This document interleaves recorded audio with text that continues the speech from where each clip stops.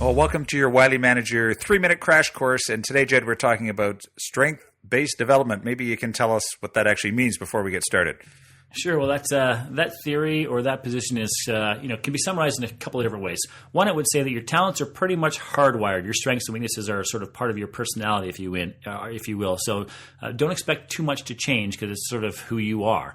And so thereby, attempting to fix your weaknesses is hard work and it has limited returns.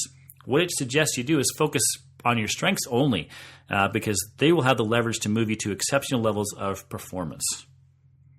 So it suggests don't worry about your weaknesses, just focus on your strengths. And it's proponent by the number of books on there from Now Discover Your Strengths, Go Put Your Strengths to Work, those kinds of their theories. Right. And in the full-length version of the podcast, we get more into this and we do talk about why it's a good thing to focus on your strengths. That's something you should do. You should definitely try to leverage them. But if you ignore your weaknesses, it's often at your peril. Yeah, I think so. So it's problematic because it sends a message around, well, if I do have a weakness, why should I bother? If it's hard for me to fix that, then the best thing to do is what? Give up and only do the stuff that I'm good at. And I, personally have a bit of a problem with that particular approach. I think in some cases that's going to get you into trouble because, although it might be easier and more fun to work on only your strengths, I would argue that's not always what's best for you. Right on. So I am a triathlete. Yeah. But I'm not that strong a swimmer yet.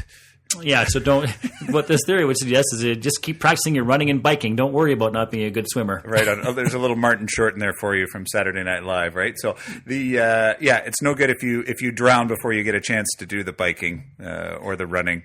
You could have a problem. Which I would argue is more realistic when it comes to leadership. Leadership is, there's a lot of different things that you need to be at least competent at in order to be successful as a leader. So to only focus on the things you're good at and ignore the things you're bad at, I would suggest could get you into trouble. And really, here's a story about there's a guy named Marcus Buckingham who wrote most of the books I mentioned earlier. He wrote First Break All the Rules, right. Now Discover Your Strengths, etc. He's like one of the leading proponents of this particular, approach.